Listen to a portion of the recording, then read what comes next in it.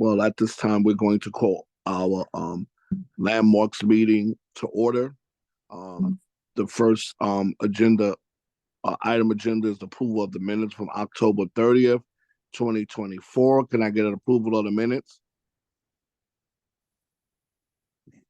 Aye. Do we have a second? I'll second. Okay. We have a first and we have a second. All in favor of approval of the minutes from October 30th, 2024, please say aye. Aye. Aye, the ayes have it. All righty. Moving on down the line, our agenda items. Historic Preservation Committee training on today, which is November the 20th. Are we ready for that training, guys? We are. All righty. Well, at this time, I'll pass it over to, I believe it's Jason. Yes, sir. All right, Jason, the floor is yours. Thank you. Thank you for organizing this and for having me out here tonight. Good to see you all again after a couple of weeks ago. Just a summary of what I'm gonna do tonight. This is a training that I do for HPCs all over the state. It's fairly basic. I did look at your ordinance, so I'm going to address specific provisions of your ordinance. So if this is repetitive for you or review, I apologize. But I do want to walk through your ordinance and all of its provisions. And also we'll look at some examples for design. We'll look at some best practices and tips for running good Landmarks Commission meetings and that sort of thing. So, and again, my name is Jason Tisch. I'm with the State Historic Preservation Office. I work very closely with Elizabeth. And one of the reasons that we're doing this tonight is because Middleton is a certified local government. And so you have kind of a direct connection to the expertise in our office. All right, I have a few slides that kind of go over orientation on where we're at and where Middleton is as a CLG. Middleton was certified as a CLG in 1992. You adopted your ordinance, chapter 2.35, that meets the requirements of the Certified Local Government Program at that time. And as far as I can tell, you haven't made any alterations, amendments to your ordinance that that violate the requirements of the CLG. So you're still a CLG in good standing, which is why you were able to get the grant to do the survey that you're currently doing. And you established your Landmarks Commission, this commission, and empowered this Landmarks Commission to administer chapter 2.35 at that time. Briefly, the requirements for the CLG program. There are National Park Service requirements, federal requirements, because this is a federal program funded by federal funding. So the National Park Service requirements are, as you see them on the screen, you have to adopt an ordinance, establish a HPC, enforce state and local and federal historic preservation laws, maintain a strategy for survey and inventory, and provide for public participation in your ordinance. And you do all that. States can add additional requirements to the CLG program, and Wisconsin adds those requirements that you see on the screen. One of the big things is that your commission must be quasi-judicial and not advisory. So this commission is quasi-judicial in that you're empowered to review alterations to designated properties and issue essentially what is a permit, certificate of appropriateness. Those decisions can be appealed by state statute, which we'll talk about in a few minutes. So what we know about historic places in Middleton, we know most of what we know from a 1996 intensive survey that's going on 30 years old at this point, which identified those properties that are potentially eligible for the National Register. The East End Historic District, which is now listed, 5 individual properties that are potentially eligible, and 215 other properties that meet the basic criteria. They don't quite rise to the level of eligibility, but they kind of provide a context for all the other properties that are eligible. Since then, in the National Register, since that 96 survey, the city has nominated and designated the East End Historic District and 3 of those individual properties, and also 2 archaeological sites. For local designations, you know this better than I do, but I found this on your website. It looks like you have 17 individual buildings locally designated, 1 district, a site, the Tiedemann and Stricker Ponds, and the Heim Effigy Mound site. So those are, from what I can tell, your locally designated landmarks. How do we know what we know about those historic places? Essentially that 1996 survey. There may have been a few other roadway surveys or other small surveys with very limited scope that have been done since then, but largely what we know from that 1996 survey. So as a CLG, you have a CLG agreement that was signed when you became a CLG. These are the provisions in that agreement. And I want to focus on number 8. Administer the historic preservation ordinance using designation criteria, design standards consistent with the Secretary of the Interior standards. So that statement there encompasses the 3 most important things that your ordinance stands on. I think of them as a 3-legged stool, and I use that illustration when I do these trainings. If any 3 of these aspects of your ordinance fail or don't work like you expect them to work, the whole ordinance is not going to work like you need it to work.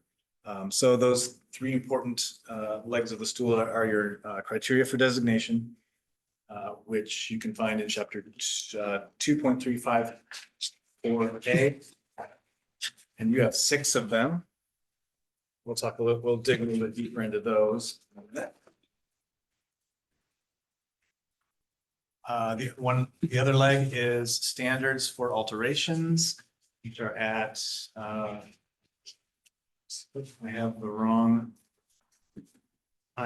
citations here. Those are in, your standards are in part 5B3. And your standards are quite simple. They're very general. And we'll dig into a little bit deeper on those as well.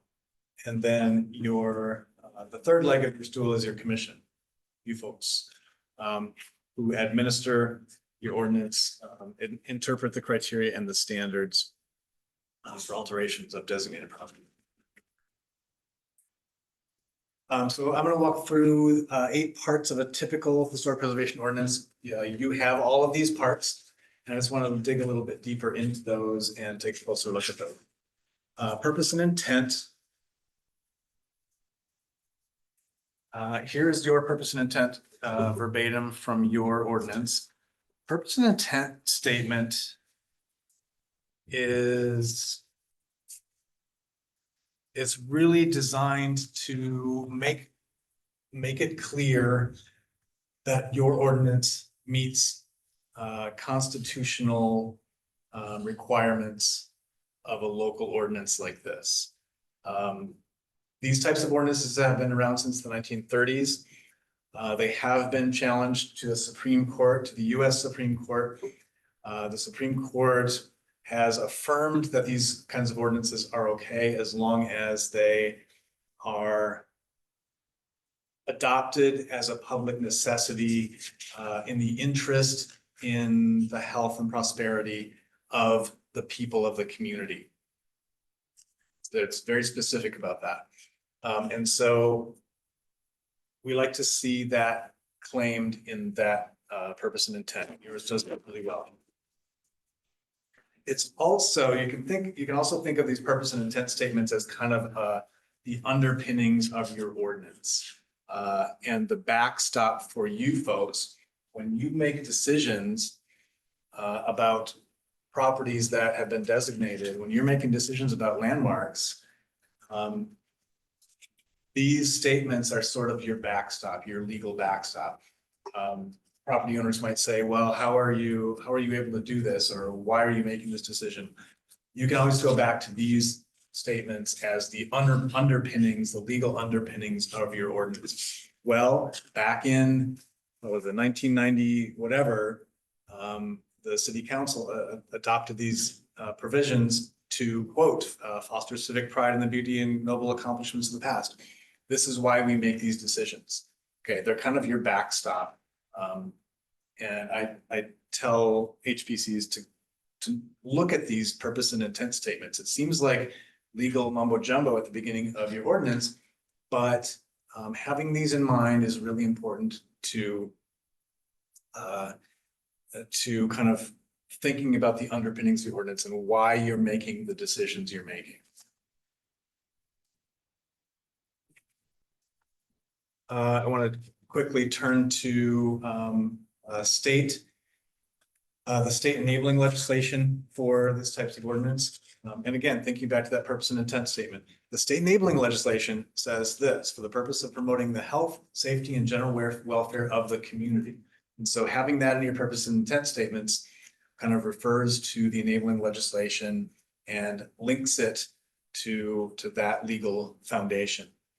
Also, US case law and Supreme Court decisions have affirmed the power of municipal governments to regulate certain properties under their police powers. We're not going to get into police powers, but they must be for the benefit of the community. So there again is that that legal underpinnings for this type of ordinance. All right, we're going to go to HPC. Can I ask you a question? Yes. That last sentence, can you define that more carefully? If it isn't, the law can interpret it as taking. Taking. Is there any attorneys in the room? No, but we have a city attorney, don't we? Not me, but No, yes. I'm not an attorney, but I understand takings. Takings law. So if your ordinance is not underpinned by this kind of legal language in your purpose and intent, a property owner who feels wronged, who feels like the city's designation of their property as a landmark prevents them from doing what they want to do to their property, selling their property. They can make the argument that the city has taken the value of their property. And that is, taking is legally defined. And I can't get too deep in it because it's not my area of expertise. But this is the legal argument that the Supreme Court heard when they decided this. Somebody brought to the Supreme Court an argument that because my property was designated as a local landmark and put these regulations on it, the city has taken my property or taken some value of my property. Some value, The okay. Supreme Court said because this law was adopted for the safety and general welfare of the community, that regulation based on aesthetics is okay. That's as deep as I can get into it, not being an attorney and not being my area of expertise. Okay, So just curious, yeah. sure. Next part, the Historic Preservation Commission, you folks. I'm going to spend a little bit more time here. As a CLG, you are required to appoint a qualified HPC. What does qualified mean? Qualified just means that you have the expertise on your HPC to evaluate proposed alterations to historic properties and review them against the standards in your ordinance. We'll look closely at your standards later. But you need to have on your HPC that expertise. And usually it's an architect, it's a planner, it's a zoning person, a historian, people familiar with history. Is this Elizabeth? Yes, Elizabeth is an excellent person to have on your on your HPC. She understands historic preservation law better than most.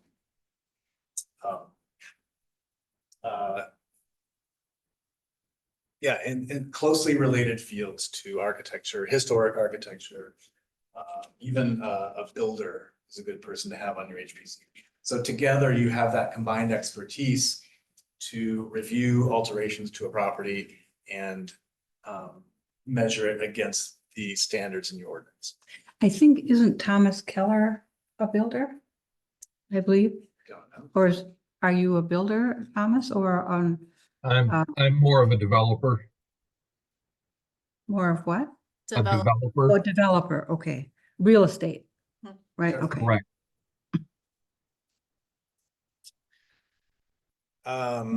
I'd just like to run over running an effective HPC meeting. I don't know how often you review alterations to historic properties. But I Once in 2 years, maybe? Yeah, that's a good number. okay, so you don't review a lot of proposed alterations. Okay. Well, if you get to that point, and even when you do review alterations, these are some good tips for running a good meeting. Don't be intimidating. Be welcoming to those people who come in for a permit. They're coming in, maybe they've never presented a proposal in front of a city commission before. So it can be a little intimidating for those people. Try not to be intimidating, be welcoming, welcome those people in, and let them know that you're, here to help them design a successful project. Don't be intimidated by property owners who come in to try to intimidate you into approving their project, even though it doesn't meet standards. You've got those standards to back you up. You've got those purpose and intent statements to back you up. You are applying standards adopted by your city council. You are not here to decide what you like and what you don't like, right? What you like, whether you like the proposed alterations or not, does not matter. What your job is to apply the proposed alterations based on the standards in the ordinance, which we'll talk about. Come prepared. Don't rely on the chair to review the proposal and tell you how they feel about it. Preview the proposals, know and use the basic Robert's rules. Facilitate communication between the commissioners and the property owner. And again, remain impartial. If you've got a conflict of interest, which is number 4, if you have any personal or financial stake in the proposal, you should be recusing yourself and not voting on that proposal. Manage expectations. Let property owners know what to expect before they come in. If you have on your website or a pamphlet that lets owners know what to expect and how to apply for a certificate of appropriateness, that's always helpful. Daphne, do we have that on our site?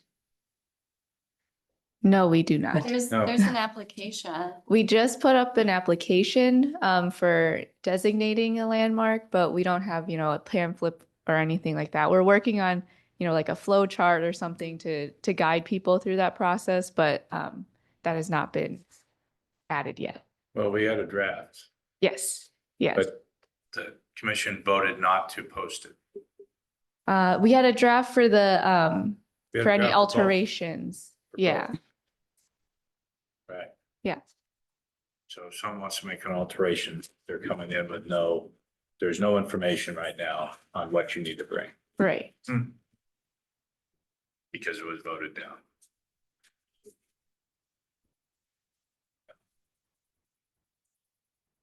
It's a work in progress. All of the HPCs I talk to are always a work in progress. Number 6, public comments that are not on the agenda.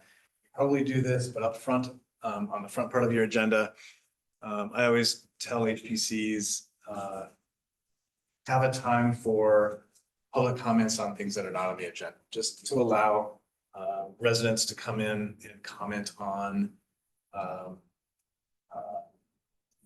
your ordinance, what is working and not working on your ordinance.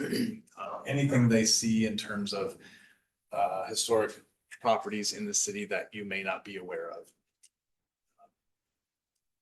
Limited to issues and topics that are relevant to your commission. Time limit your public comments. I'm sure you do that. Follow your agenda. Put COA proposals at the top. If you've got a couple of property owners waiting for their certificate of appropriateness, put those at the top of the agenda. Take care of those first before you go into other business, and don't make property owners wait through a bunch of business that is not relevant to their project. Keep thorough minutes. And then 11 is approve with conditions, defer and deny. Those are 4 options that you have when reviewing a proposal. I don't know of any other decisions that you can make unless you all are aware of anything else. But you're going to approve it as proposed, approve it with conditions, and that just means, we'll approve it if you do this, change this material to this, whatever, and just put conditions on that approval. That way that property owner doesn't have to come back with, a proposal showing the different materials that you wanted. You just approve it under the conditions that you do this and this and this. You can defer a decision to a future meeting. That just gives when you do that, give the property owner some direction in what you need to see. Maybe you didn't have enough information at the first meeting. Give the owner the direction on what they need to come back with in terms of additional materials or information. And you can just outright deny the proposal. That's probably not the best option, but if you do,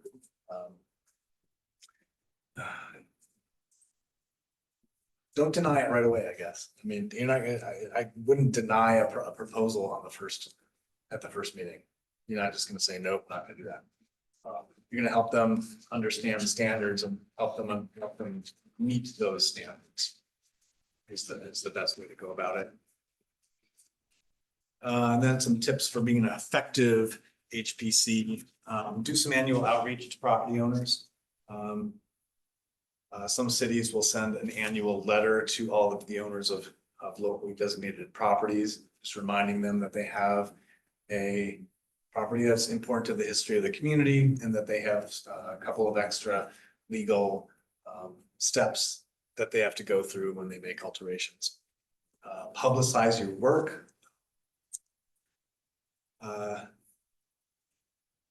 Some cities do an annual report of what the HPC has done in terms of how many projects they reviewed, the average number of meetings it took to approve those, how many were denied, how many were appealed, and just some summary of the projects that were approved, and then maybe some nice photos of those projects having been done. Promote the tax credit program. Tax credit programs are only for national register listed properties. But Middleton has several national register listed properties and district, a district, just one. So all those property owners are eligible for state tax credits, and if they're commercial buildings, state and national tax credits. So that's one thing that you can do to boost the profile of preservation of historic designations, boost the profile of the HPC, put some good flavor out there for historic properties. So are you saying that would be a good focus post-survey? Yes, absolutely. You're conducting a survey right now. Tracy's going to come back with a report that will tell you, it will make recommendations on individual properties and districts that are potentially eligible for the National Register. You could follow up by getting CLG grants to then nominate those districts and properties to the National Register, get those folks tax credits. in fact, that's kind of the process that we like to see. Don't stop at just the survey. Use that survey then to nominate and get tax credits into your community. Join WAPAC and NAPC. WAPAC is the Wisconsin Association of Historic Preservation Commissions. They do an annual conference. They have a network on their website. NAPC is the National Association, National Alliance of Preservation Commissions. That's probably the best source for training, information, technical information, specifically for what you guys do, specifically for preservation commissions. They have a lot on their website that's available without a membership. A membership is only $150 a year for a city the size of Middleton. It's worth getting that membership and accessing all of the training and information that NAPC has on their website. I believe Daphne put that in the budget. Oh, good. Good. NAPC also does a conference every 2 years that's actually really, really good for commissioners too. Is that the same? Is that the same as the summer camp that you were talking about? No, it's not the same as camp. Camp is something that we facilitate every 2 years on the opposite years of the NAPC conference. Camp it's a distillation of NAPC's training for preservation commission. And we're going to be doing that in Fond du Lac this year. Do we have dates for that? No, I don't have dates for that yet. They have not chosen dates. Partner with your local tourism, economic development organizations. Historic properties, historic places can be promoted for tourism and economic development with tax credits. Work with players in the land use game, get to know city staff, realtors, developers, neighborhood associations, talk with them about the ordinance and what it means and what National Register designation means. You folks can attend other meetings that affect historic properties, plan commission, zoning. If you have an urban design commission, I'm not sure you have that. Have a historic preservation page on the city's website. You do that. Mhm. Good. If Middleton ever does a historic preservation plan, do you have a HP plan? Part of your comp plan? We do have a historic like preservation chapter in our comp plan. Yeah. Good. When it comes time to review your comp plan, you folks can get involved in that section. Because you're kind of the experts on historic properties, so you're good advisors for that section of the comp plan. Yeah. Is that something that's written? Yeah. So the last time it was updated was in 2021 and that was brought to the Landmarks Commission to review before. Yeah. Mhm. Excellent. And you can provide us a copy of that? Yeah. Mhm. Okay. Yeah. I can send that out to you guys later today. And other things that an HPC can do, if you're not spending a lot of time reviewing proposals for historic properties, you can, and I realize that this is requiring more time of you, and that's not always something that HPC members have. But if you do, you can do educational projects focused on historic properties and local history. Strategize designating properties for the National Register. Once you get your survey report done, you can take a look at that and strategize the next steps for designation. Participate in local events where history is relevant. Whatever neighborhood celebrations or events or community events where historic properties are relevant. Go and talk about those, have a little table or whatever, attend trainings. Solicit feedback on historic places from the community, ask around when you're talking with friends and neighbors, what is important in terms of places that are important to the community. Identify projects for grant funding. Again, when your survey report is done, What can you do to get some of those properties listed? Look at a historic marker program, street signs, a lot of HPCs. We're doing that right now. Oh, good. Yeah, we're redoing the signs. Good. Yeah. Do you have city funding for that? We are getting city funding. Our budget is being, I believe they accepted the budget with the additional, I think, $1,000 boost to help with signage and all of that. Yeah. Good. I think you're the one that made the suggestion at the conference, also to update Wikipedia pages, which I love that idea. And I would suggest it also to our historical society to do too, especially when the survey is done. That'll be What does that nice. mean? The what? So just create a Wikipedia page. Oh, for Wikipedia. Individual properties. Oh, yes. Not just Wikipedia. If you've got somebody who has time to do this and likes doing this kind of thing online, there are a few place-related sites, travel sites that where you can put in photos and information about individual buildings. One of them is called Clio, CLIO.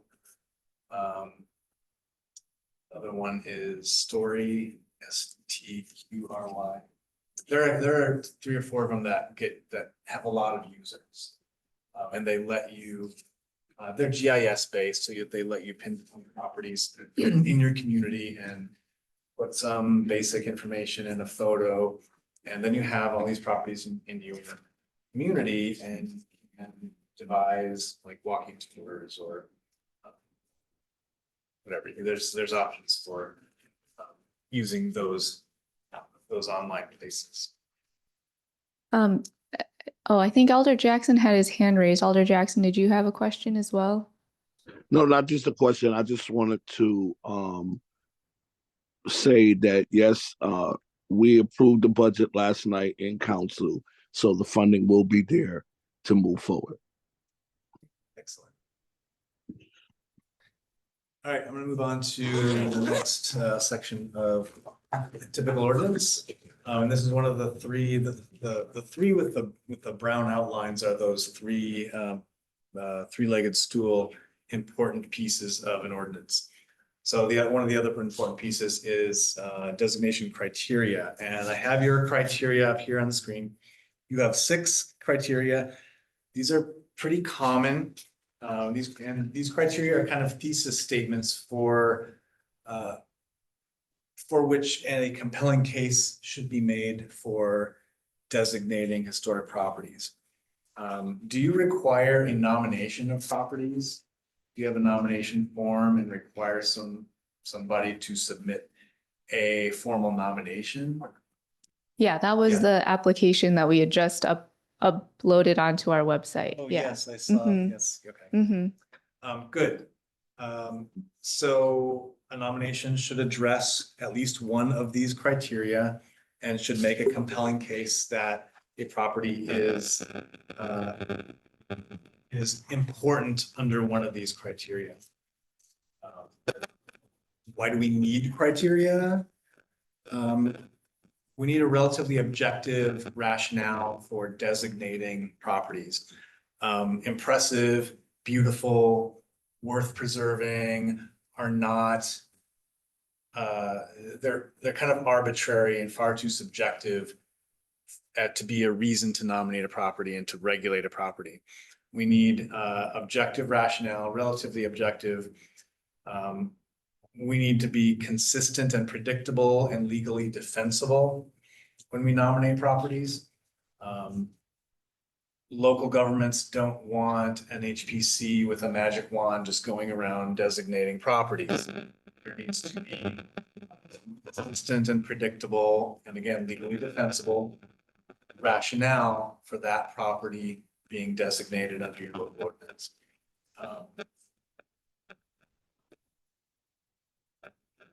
Also, it enables designation of properties for associations other than just great architecture. It enables you to designate a property of a really important local person, even though that person's house or workplace or whatever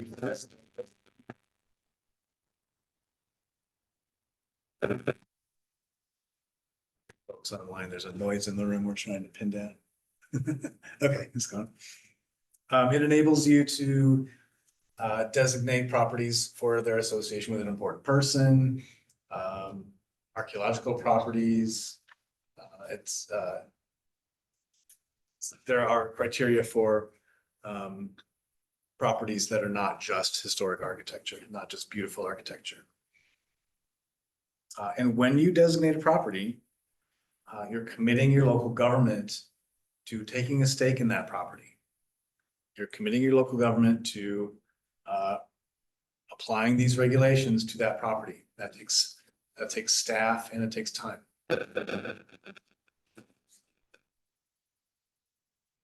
So let's just walk through your criterion really quick.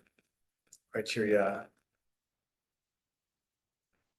So here's your criteria, and let's take a look at some properties that might be eligible under those criteria. I did not choose purposely any properties in Middleton. So these are all in other cities in Wisconsin. They're all in Wisconsin. But they're properties that might meet the criteria as you have them written. So criterion 1 is exemplify or reflect broad cultural, political, economic, or social history of the community or the state or nation. So this is a property this is a historic district in the Green Bay area. I think it's actually in De Pere, right? Isn't this in De Pere? It's not my favorite I district know. in here. Or out of the way. So this is a street of small prefabricated houses that were built for workers in Green Bay during the World War II production effort. So they're associated with a very distinct pattern of national history, really. They're not architecturally nice looking. They're not architecturally wonderful properties, but they are associated with a pretty important political, cultural, economic, social trend of the nation.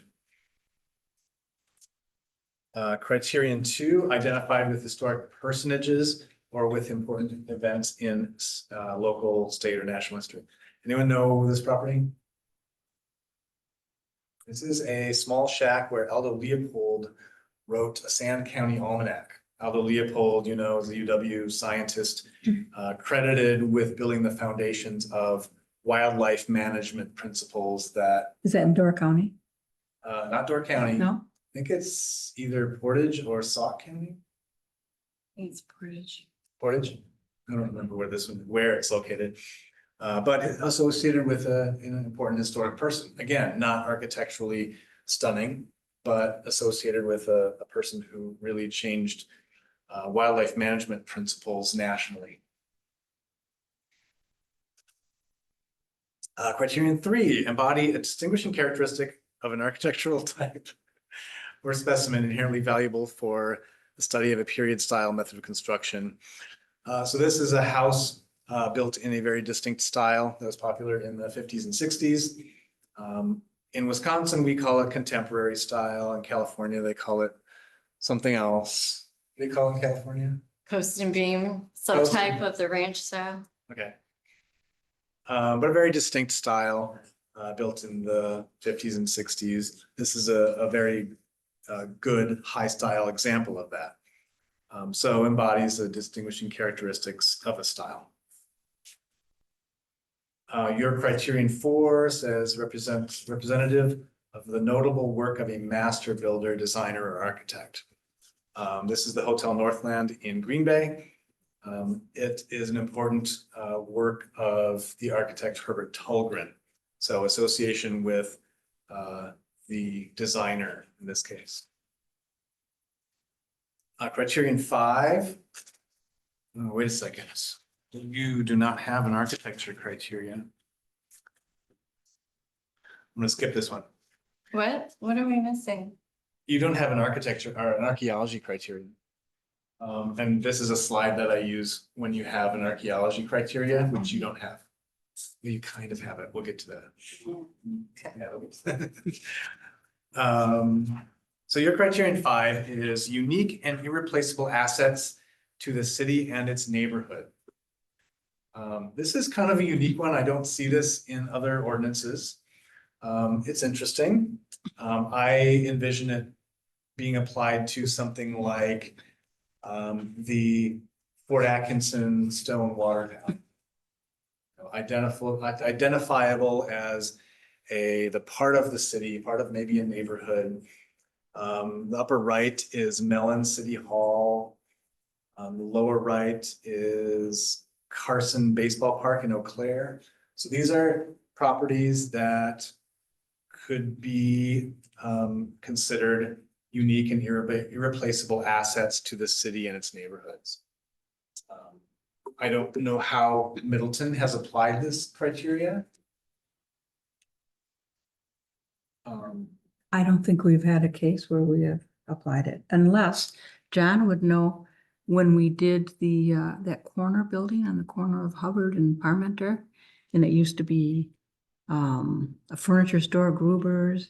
Wasn't- Friendly store. Yes, wasn't there something with that? Well, it was a landmark building and they tried remodeling it. The whole thing collapsed. So they rebuilt it using the same bricks.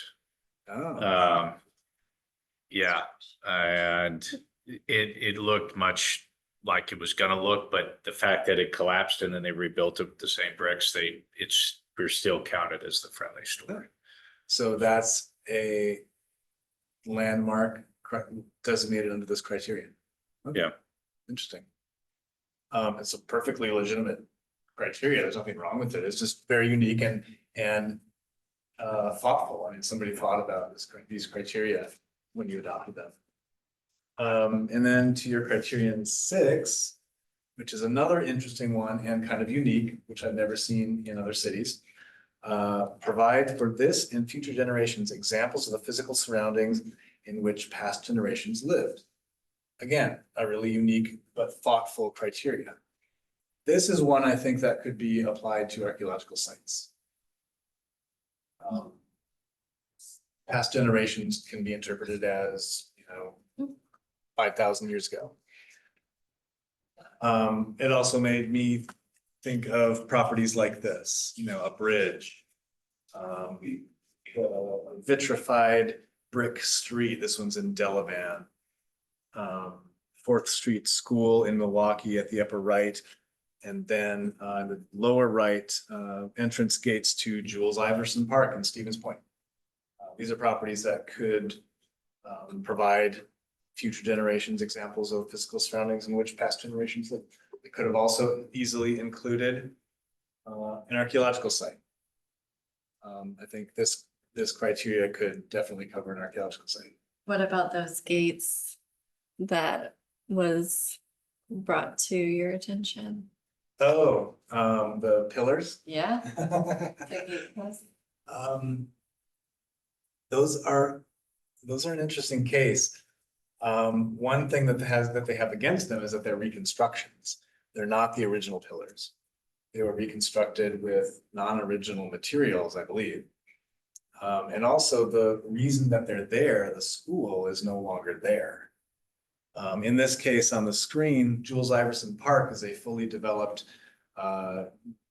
WPA era park. Other WPA era structures there. So it's an entire property, not the Right. standalone resource. Exactly, yeah, and those gates were an introduction to a school building and school grounds, which are no longer there. And plus they're reconstructed with non-original materials. That's a stretch. I mean, it's up to you folks to determine whether it meets the criteria. I can't tell you how to interpret your criteria. That's up to the local HPC. But in my mind, them being a reconstruction is a big hit to its authenticity or integrity. And the fact that the school itself is no longer there is also kind of dissociates them from their original context. There's that private citizen that's making the plaque up for it.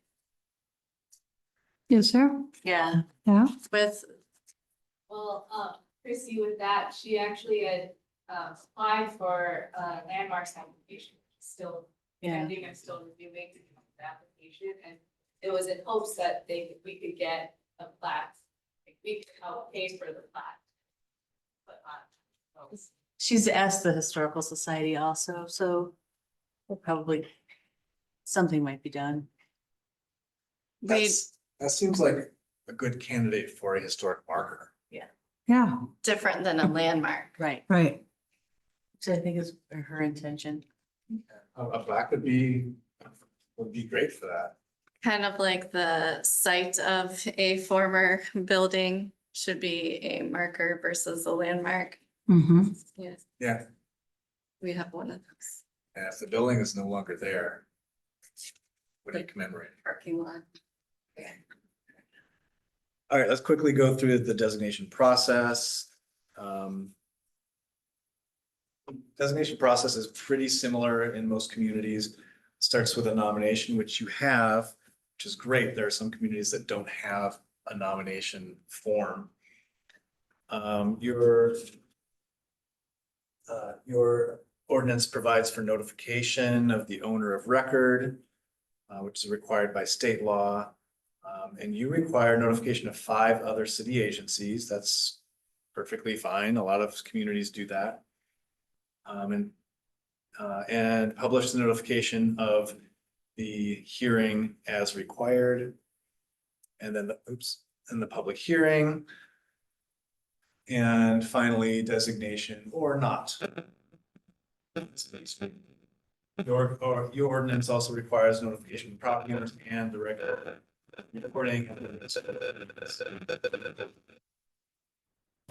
Use of the word covenant.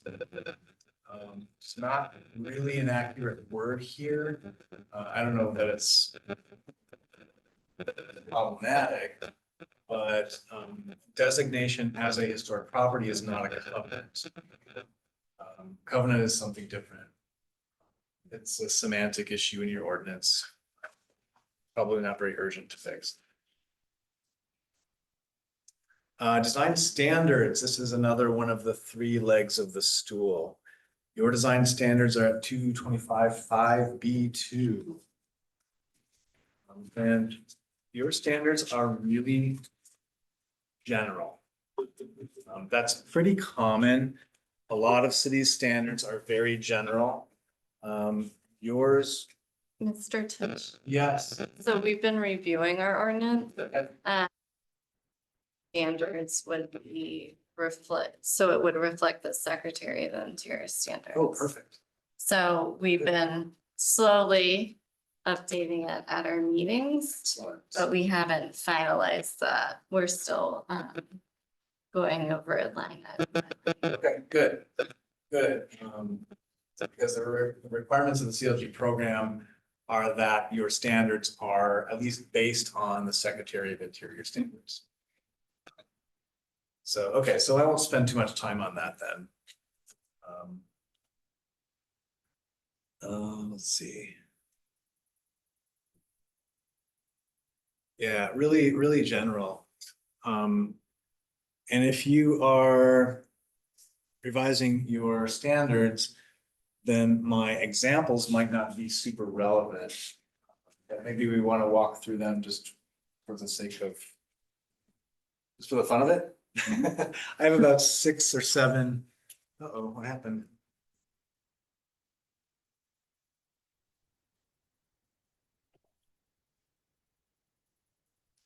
My share.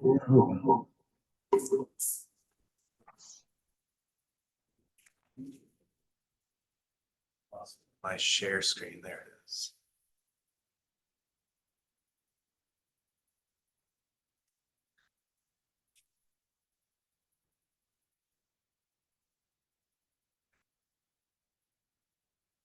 Okay, we're back. Are we good? Yeah. All right, so I threw some examples in here. And I looked at them based on your current general standards. But if you're changing them, it's a little bit moot, but it might be useful to just walk through the standards and walk through these examples anyway. So first we have a bungalow where the owner submitted a proposal to enclose and add on and enclose a kind of a vestibule on the rear of the house, kind of a little entrance porch. Based on your current standards, which are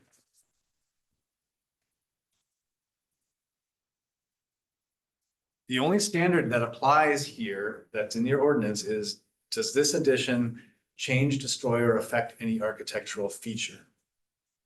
So as your ordinance is written now, that would be your standards to evaluate this alteration. Does it change, destroy, or affect any architectural feature? Anybody have an opinion? Is this the kind of submission that you typically get for alterations to landmarks? Architectural drawings, showing. I haven't been on long enough, but John might. Yeah, I don't think I'm the only one that's been on here since we got one. Yeah, so they'll bring in. Normally, they try and get a hold of somebody and ask what to bring because we don't have any guidelines. But they'll typically bring in, yeah, some sort of architectural rendering and then example of the materials that they expect to use. So I could think of a recent one was the Free House. It's a historical building downtown here. They wanted to put up a fence to actually shield the garbage cans, which were alongside the building. And so we looked at what they're going to do, and it blended well, and so we went with it. I think criteria on other past cases was something like your example where it's to the rear of the structure and not visible from the street, that someone that is looking at a historical feature can't visibly see it. And even if you did, it meshes. I would say from my experience, we would probably approve something like this. Would you put any conditions on it? But the materials to match something that this is small to materials that would match the house or blend with the house. And certainly the pitched roof, that sort of thing. If someone wanted to put a concrete, modern looking block on the back with a flat roof and mirrored windows or something, we would probably, then we would, according to our ordinance, work with that property owner to come to a conclusion for up to 6 months. Good. Sounds great. Did I pass the? I'm just kidding. I mean, that's an example. We really haven't had any big, other than the boathouses, I think is the only alteration one that since most of the people in the committee here. How about this one? The owner, this was a church. That's a church parking lot there. The house that you can see in the lower left is on the church property. The church owns the house. The whole property is a locally designated landmark. This is in Madison. But they have this little parking lot attendance house that they wanted to demolish. And because it is a landmark property, they had to get a certificate of appropriateness to demolish this little gatehouse. And again, the standard that you're working with is change or destroy or affect any architectural feature. What do you think about this?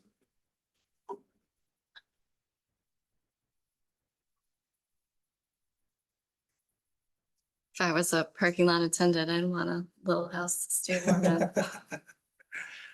This was a pretty easy call for the Madison Landmarks Commission. They allowed this to be demolished because it doesn't add architecturally or historically to the church or the house. So they issued a certificate of appropriateness for that. Here's an example of a dormer that the owner wanted to pop up on the rear elevation of the house. And your approach to rear elevations might apply here. Would you think about size or the size of the dormer or where the ridge meets the main house or anything like that, or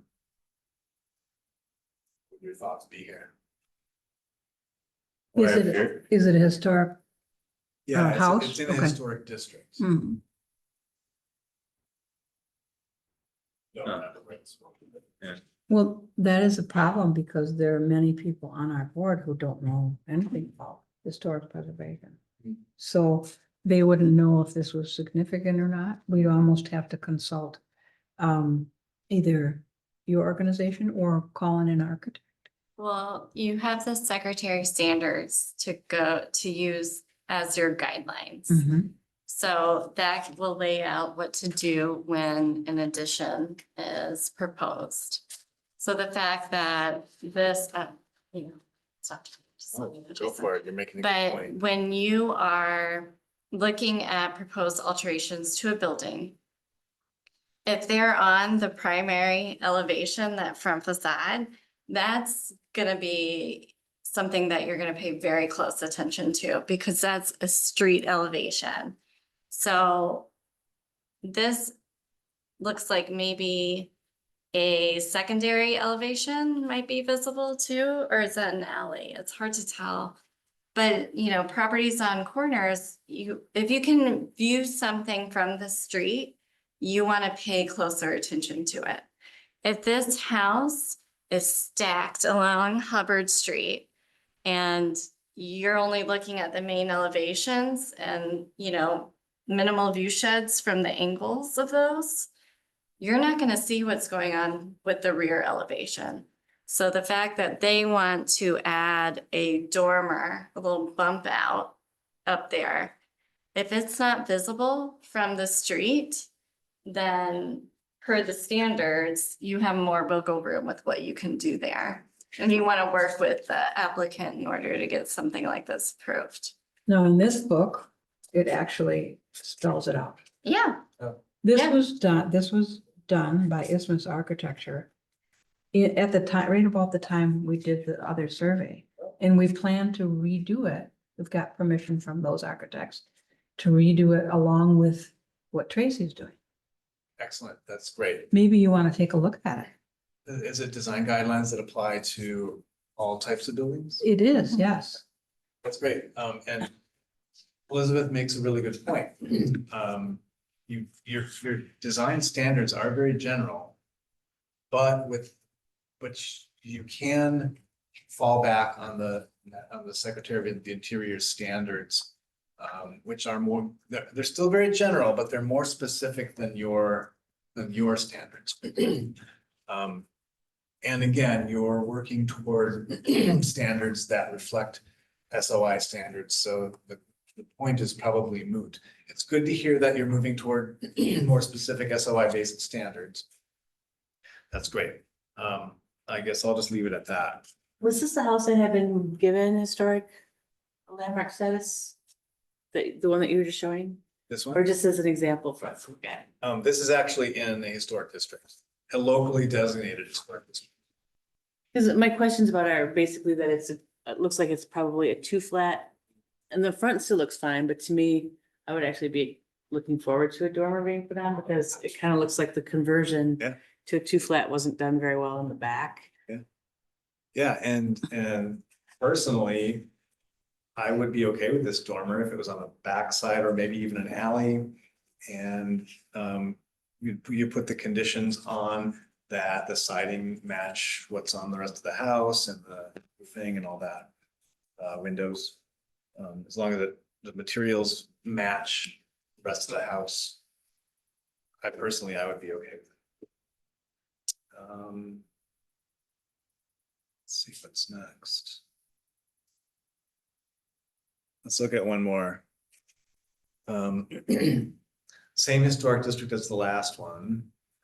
The proposal is on the back side again, and maybe this is a moot point, but on the back side, they have this 1-story little rear entrance vestibule, or maybe it's a kitchen.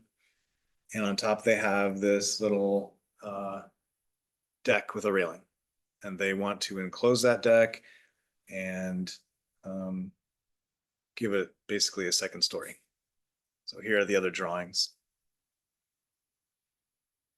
Again, backside principle applies here. This is probably easy to get to approval with the conditions that they match materials. What about this one? Oh,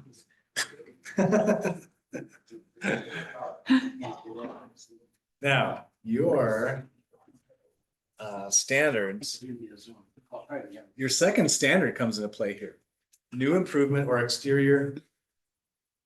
The exterior of such improvement, if this is considered a new improvement, would affect or not harmonize with the external appearance of other neighboring improvements on the site. So if you consider this a new improvement on the site, I don't know how you could approve this. I don't either. However, Secretary of Interior standards for additions say that an addition can lightly touch the original building or should be separated from it by what they call a hyphen or a small, relatively small section of the building that then leads to the addition.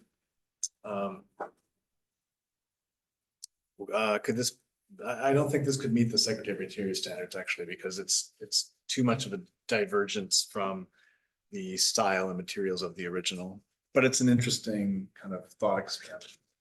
But You probably would never deal with something like this. the, something that has not started construction, but I think I'm the only one on the commission still from when it was approved, is a Pursdorf house, which is on the corner of Parmenter and Terrace. It's a big gray one. It's, right now it has many metal fire escapes down the front of it. It's a historical, the gentleman that built it, started the Bank of Middleton, once the railroad moved in, all stuff, very historical. Significance to the building and the architecture and the person that built it. It's currently used as a transplant house. And because of safety considerations, which I don't want to jump ahead, but for safety considerations, they had to construct all these metal fire escapes. They came and wanted to do a big addition on the back. And this is probably, I think we had 3 meetings with them to get to a consensus, but they wanted to put a big addition on the back.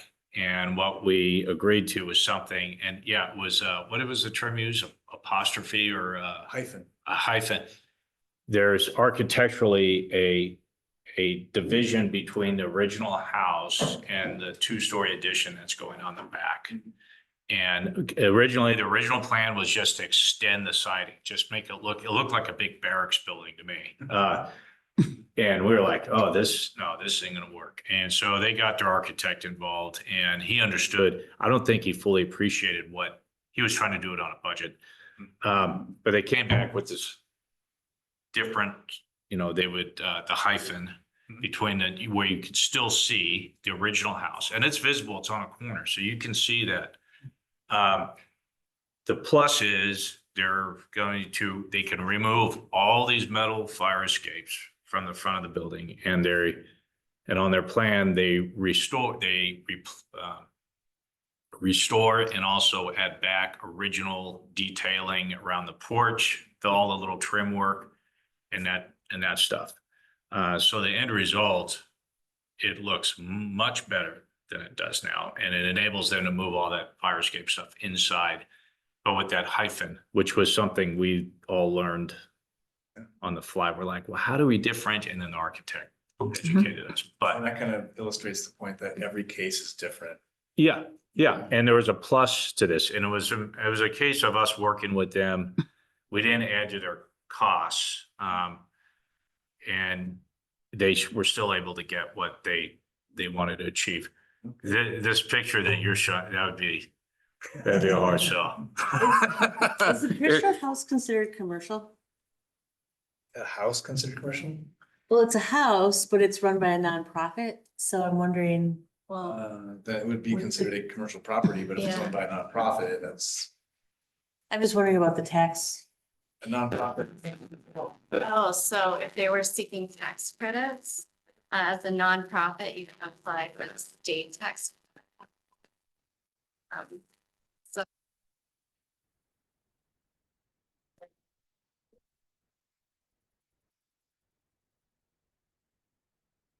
Nonprofit, they can sell that 20% tax credit to a developer for cents on the dollar. So nonprofits then need to form an LLC and they sell it to a developer that way. And developers love to get those.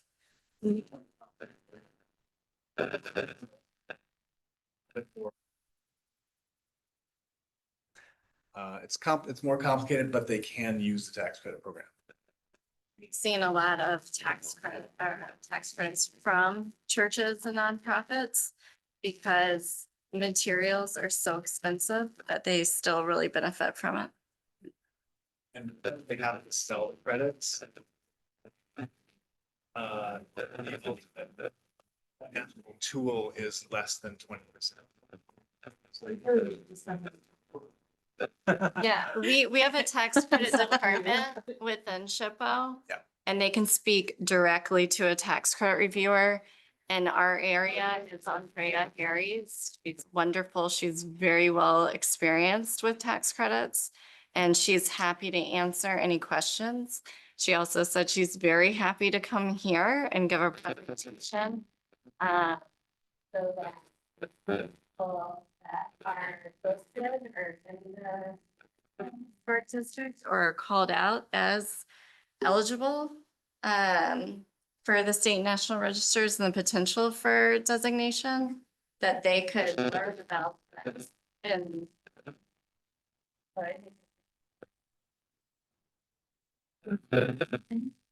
Andrea Harries, Herries. And Andrea is willing to do tax credit workshops anytime.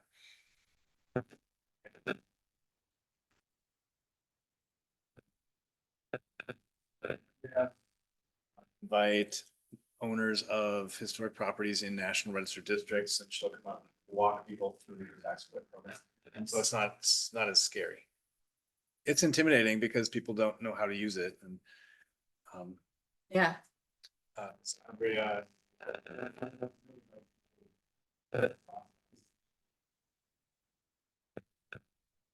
Alder Jackson had his hand raised. I Oh. touched it. Hey guys, I just wanted to share the Zoom audio is breaking up real bad. You guys Yeah. are going in and out.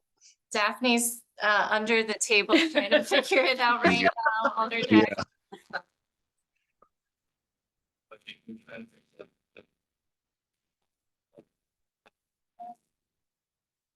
Yeah, sure. Take a little break. Yeah, the audio problem.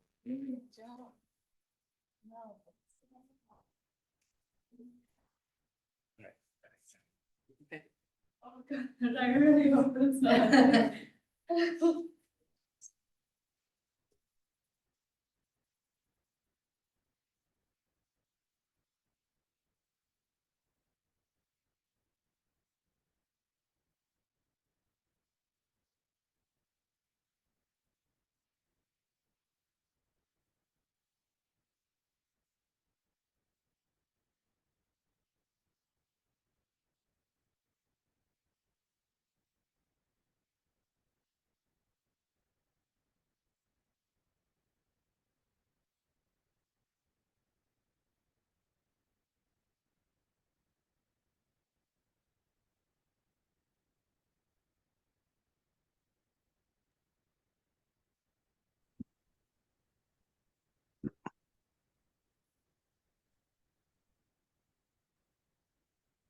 Can you guys hear me?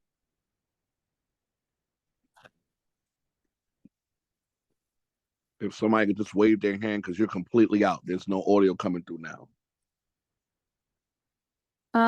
Yes, we can hear you, but I'm working with the microphones right now to try and get it to stop cutting in and out.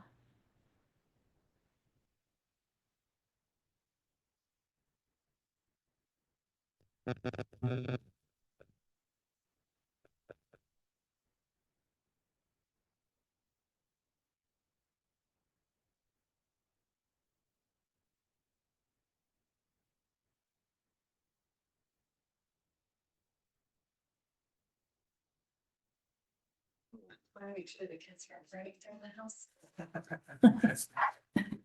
What are you doing in the car? Elizabeth, did you ever see that? Oh, what kids? Well, the address is actually Middleton, see, and it's not in our brochure.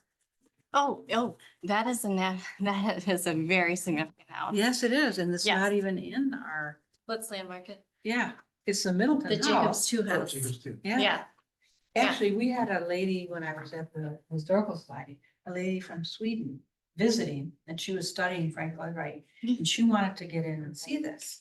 So I found the owners online, and I emailed them and asked them if this person could go through their homes.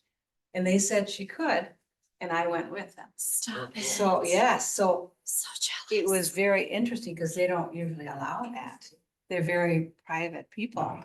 But it was an incredible experience. Yeah, very much so. The one, you know, there's so much of it is stone, and I said, do you get spiders? She says, every kind you can imagine. Oh, no. Yeah, well, it's a stone house. It'd be interesting to experience a full sunny day in the house. Yes, well, he did set it, you know, just so that it would.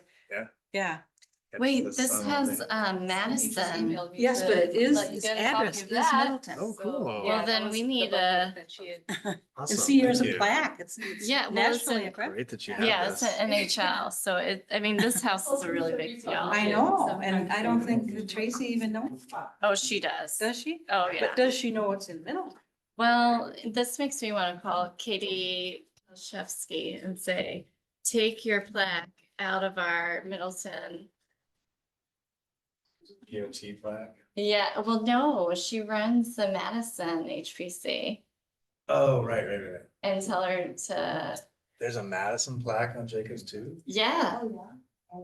It's in This, Middleton. it says, the address is Middleton, if you look it up online. Really Yeah. interesting. Is it on Madison's list of landmarks? I don't know. Well, if it has a plaque, Yeah, if there's a Madison plaque, then Madison thinks it's in Madison. Anyway, they gave this to me when I was there, so. Where is I that just wrote located? this address. so it's off of Old Sock. Oh, I know. If, you know, the Lutheran church is on the corner, before you get there from the Beltline, you take a left and it's hidden. And you can't see it from the street because it's earth berm. Yeah. Madison. No, I know exactly. That was like I went to grade school in that area. This is right. When she was And still- remember before anything was built around it. Well, the was Um, being run by a bunch of the cities. Yeah, I have seen it featured in some. That was really.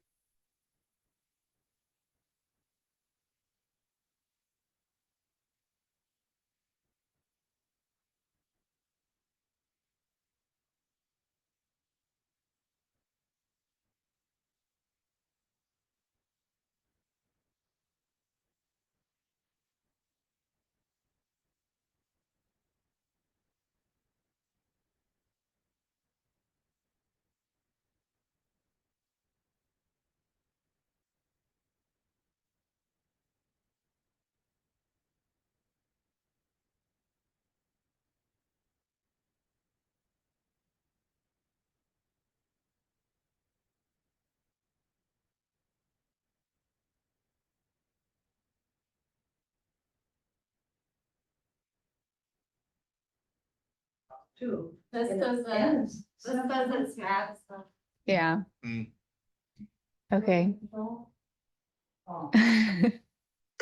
I wonder why the address says Middleton Well, it's, online. well, I It's- don't know, because part of Blackhawk now is Middleton and that map doesn't reflect that. Well, they're all under the Middleton zip code, which is why sometimes their address can say Middleton as opposed to Madison. And a lot of those areas kind of get So we can't. adopted into Madison as they grow out further. So, yeah. So you're saying it's not really ours? Yeah, it's not in So Middleton. I guess Oh, Madison. darn. Expect Madison to do their homework before they put a plaque in the house. Yeah, like Heather wouldn't do her homework. Right. All right, I have one more example. This is a little different. If you've gotten a minute to look at this house, this is in Eau Claire. and it was recently proposed for some alterations. These alterations. Yikes.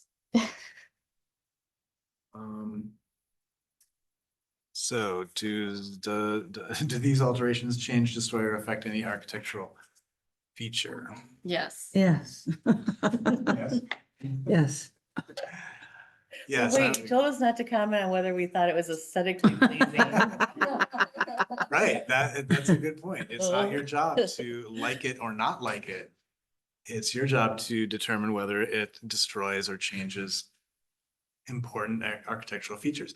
One of the architectural features, a character defining feature of a house like this is its wood siding.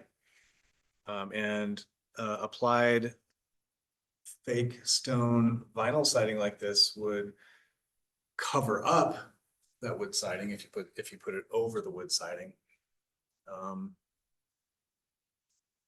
So yeah, that would be a pretty easy call to make. It really changes the character of the house, of a 1911 house like this. I'm gonna skip over some of these. Oh, here's an interesting one. Again, another easy call. This one is in Whitewater. I think it's comical that it's called the White Elephant Building. So this was an old commercial building with Italianate windows and fancy stone hoods. And somebody at some point just covered it all up. Covered all the windows up. Stucco, windows and everything. You can see the outlines of the Yeah. Italianate windows. That's terrible. So yeah, that really changed the character of the building. So I'd like to make the point that having design guidelines like you have are really, really helpful in determining what is allowable and what is not, what meets the design standards and what doesn't. And it's helpful not only for you guys making the decisions, but also for property owners to kind of know what will be allowed and what's not allowed. You have design guidelines here, and I haven't really looked at them yet. And if you're planning to do a new set of design guidelines, like you mentioned, you can get CLG grant funding for that.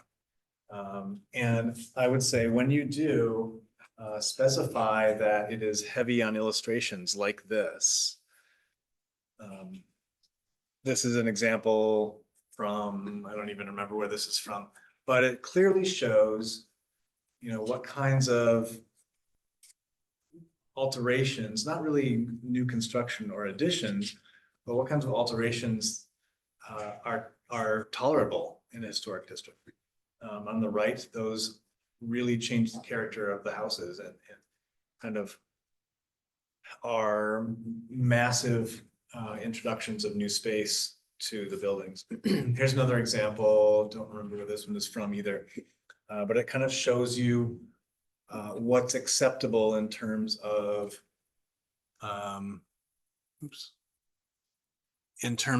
maintenance and alterations of these brick cornices on commercial buildings. And this one again is illustrated. It shows you what's acceptable, but then up top, it gives you a verbal description of what's acceptable and what's not acceptable, clearly identified by the green check and the red X. So when you do new design guidelines, make sure you specify that you want illustrations like this and quick, easily digestible descriptions of what's acceptable and what's not acceptable. This is a little exercise that I like to do about character defining features. So this is a small, modest Queen Anne style house.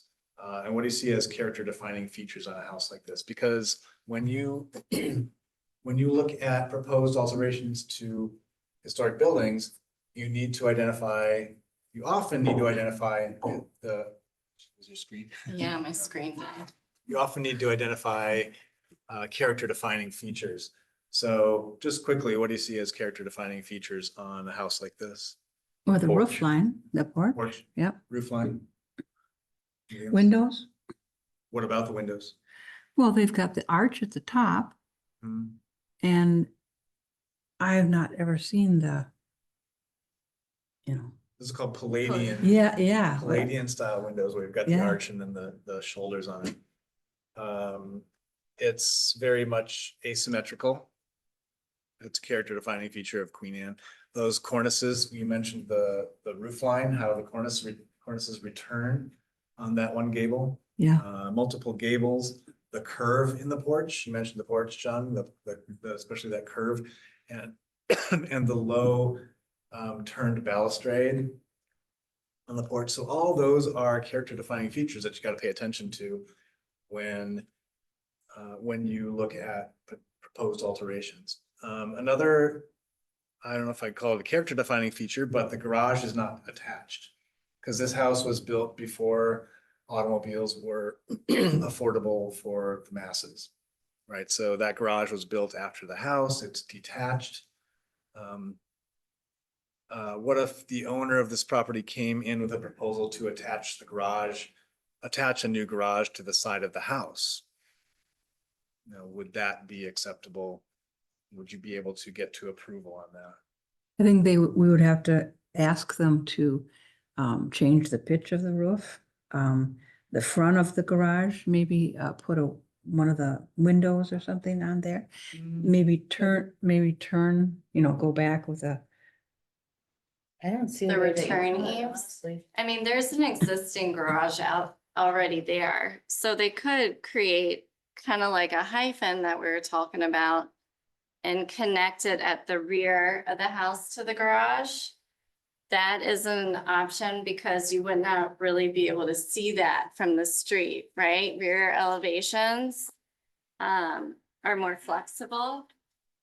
Thanks. Now, I think if what Jason was talking about, if you wanted to push it to the front and merge it as a continuation of the primary elevation, then that would be more like a newer house constructed in the past few decades, right? Then it's gonna offset and create an imbalance with the new and the old on the main elevation, and that would not be compatible. What about something that was more of a carriage house with a hyphen? Would that be an acceptable solution? Because that's more appropriate to the age of the house. Yeah.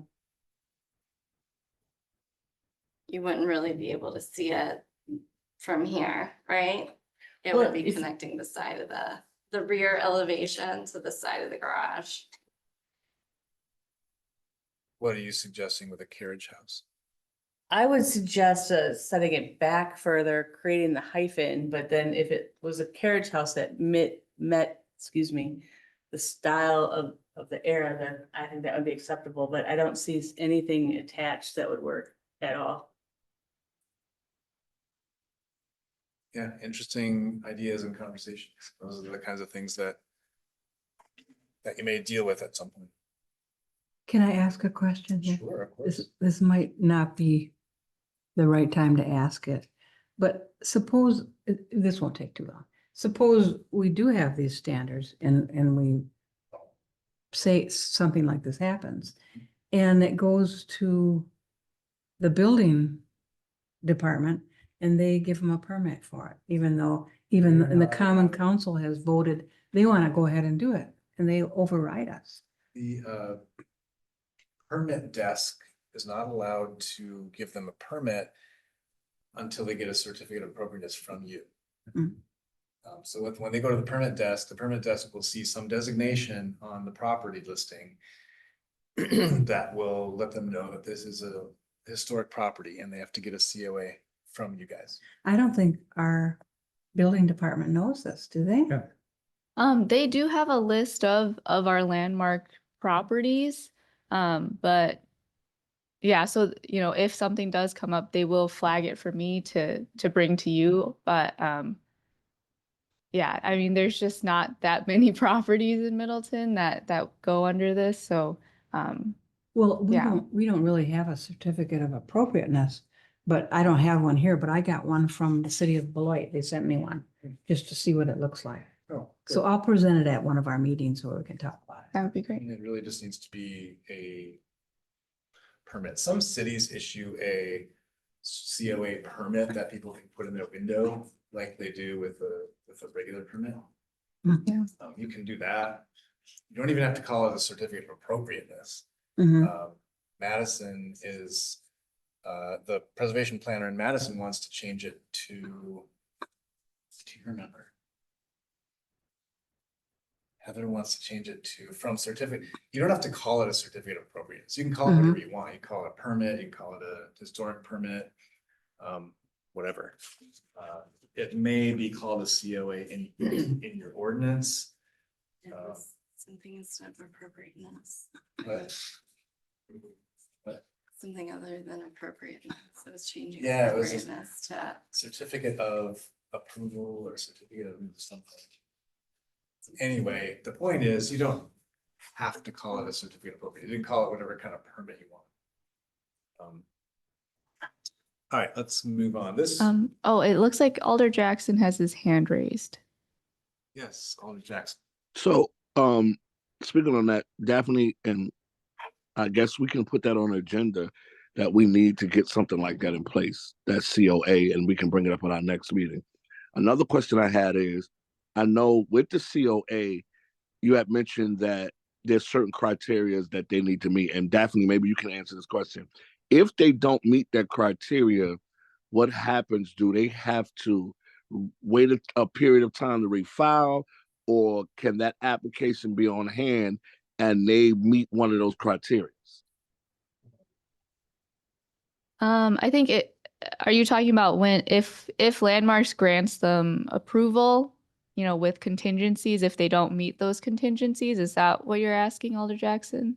Yes, because I know he had mentioned that on the COA, they at least have to meet one of those criteria.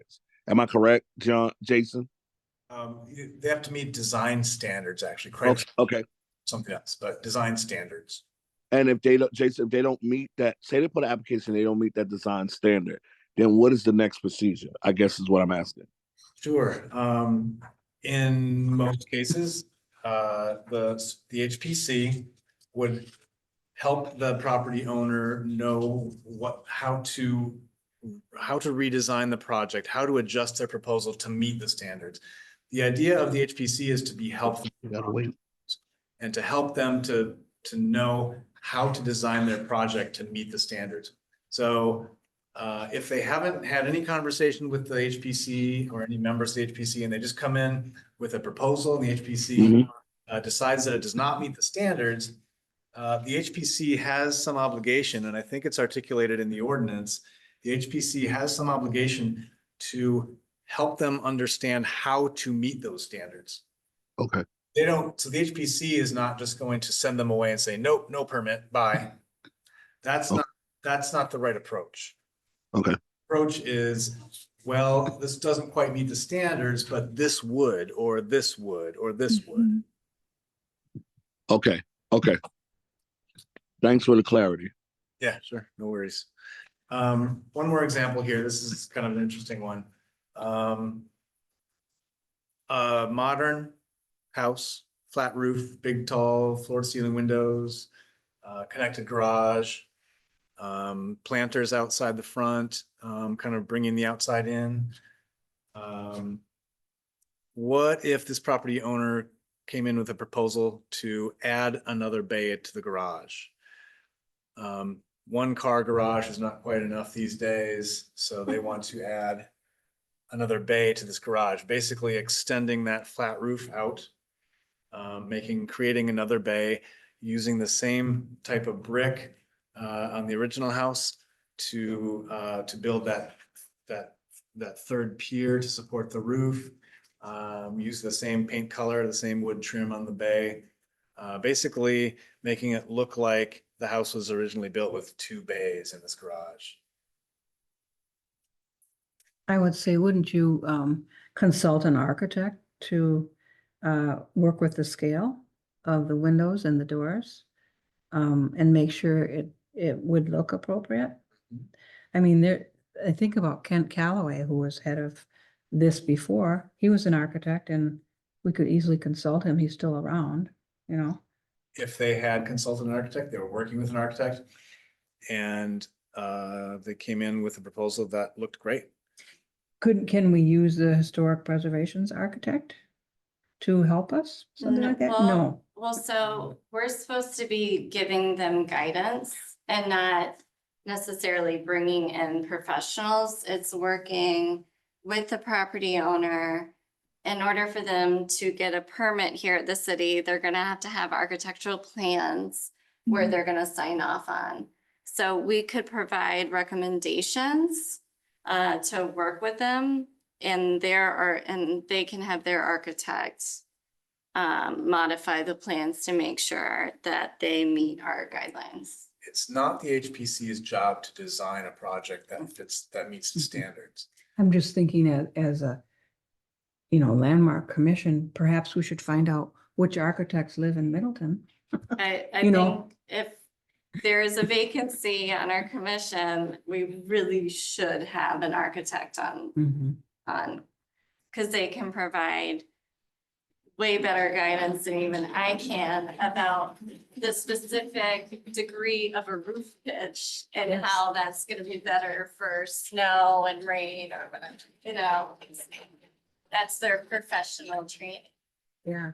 And this one strikes me as like, we know enough about the design standards that if you added the garage and didn't bump it back, is that too much? Is that too much of a linear direction on that building to meet the standards, or is that okay in other examples? That's a really good question. You don't want, according to the Secretary of Interior standards, what you don't want is to create a false sense of history. So creating a second bay on this garage that looks like it was original to the building might be too close to the original design. You might want to step it back a little bit, step that second bay back 10, 12 inches. So it reads like an addition, or maybe you want to use slightly different colored brick. Well, that's a whole nother wrench. Right when I thought it. So but I want to emphasize again that it's not your job to design this for them. What's your job is to tell the property owner that in order to meet the standard, you need to use materials that match the original. You need to have a roof pitch that is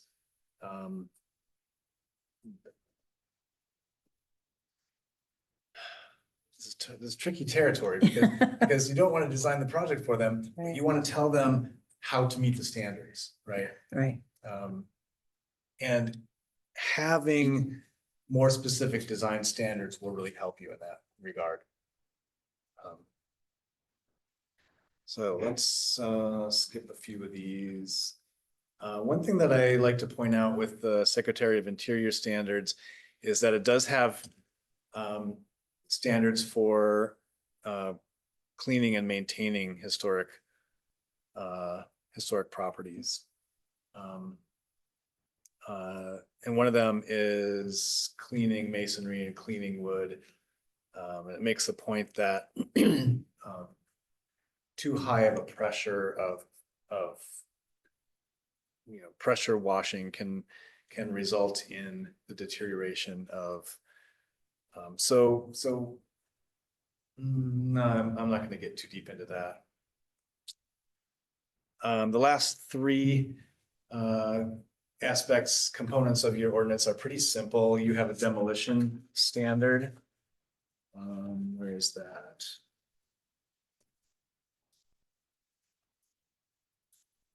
That's C, powers and duties, under C, regulation and demolition. Oh, right, C, regulation of demolition. This is a pretty common routine demolition standard. It allows you folks to deny approval for a demolition for up to 10 months. That's pretty basic demolition delay.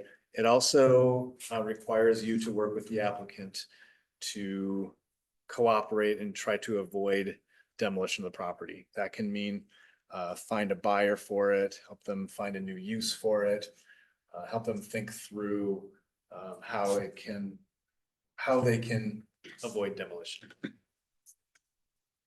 Couldn't the buyer just wait 10 months and then just, Sure. Yeah. Hmm. Yeah, if it's a buyer who's driven to get the demolition permit, yeah, they can do that. But if there is interest in finding a buyer or finding a new use for it, yeah, we should help to find that. Appeals. You do not have an appeals provision per se. where would that fit? Would that fit right after recognition of landmarks or right after regulation of demolition, you think? It doesn't matter where it goes, but let me tell you why it's important. There's a state statute that allows owners of historic properties to appeal any decision that you make. So anytime you make a decision about a certificate of appropriateness, any decision that this body makes may be appealed by state statute to the city council. That's important that you know that, first of all. And it's important to define that process in your ordinance, because the state statute does not define a process for that. All the state statute says is that a property owner affected by a decision of this body may appeal it to the city council. Period. That's all it says. Mm-hmm. Without defining that process, a property owner can define that process for you. Mm-hmm.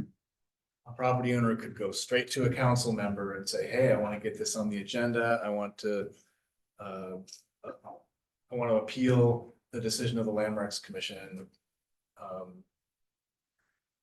And What maybe process? they want to do it 2 years later, 2 years afterwards. They want to, so define that process in your ordinance. It's better to define it in your ordinance.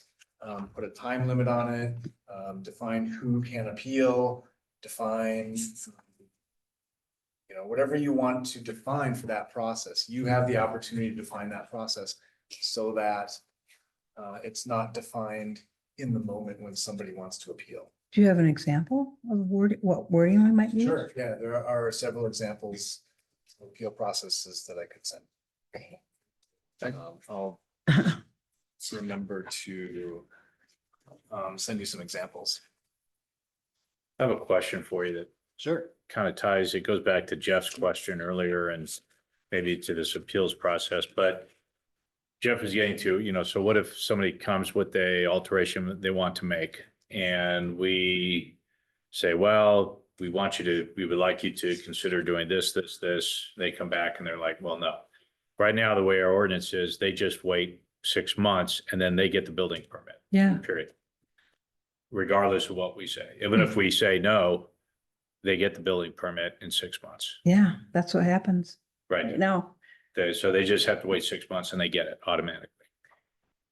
That's, I had suggested, as we're reworking the ordinance, one of the things we have not approved any of this yet, but rather than having an automatic 6 month, you get the permit, is that at 6 months, if we have not arrived at a agreement with the property owner, that both the property owner and the Landmarks Commission be given equal time to the city council, present, and then the city council votes one or the other. So my question to you is that common to have that automatic permit granted? And second, what are your thoughts kind of on tying in? It basically would go to an appeals at that point and going to the city council within a certain time frame past the 6 months, that we'd be on the next city council meeting with equal representation or presentation time with the property owner. What are your thoughts? It's not common. The 6 month automatic is not common. it's concerning to hear that. I didn't catch that in your ordinance. Yeah. It's concerning because it does not meet the requirements of the CLG program. Okay. Well, we need some wording so we can do this. Maybe you can provide some guidance to us as we continue to update our ordinance. Absolutely. Yeah, definitely. I did not catch that in your ordinance. I'm surprised because I read ordinances pretty closely and I've read hundreds of them. Well, I think the thing that John was alluding to is because we've had a landmark that, you know, wanted to make alterations and they just said, well, I don't want to be a landmark anymore. And then that is, I think, the 6-month process to take it off of as a He wanted to landmark. remove it as a landmark because he was selling the building and he felt it was a hindrance.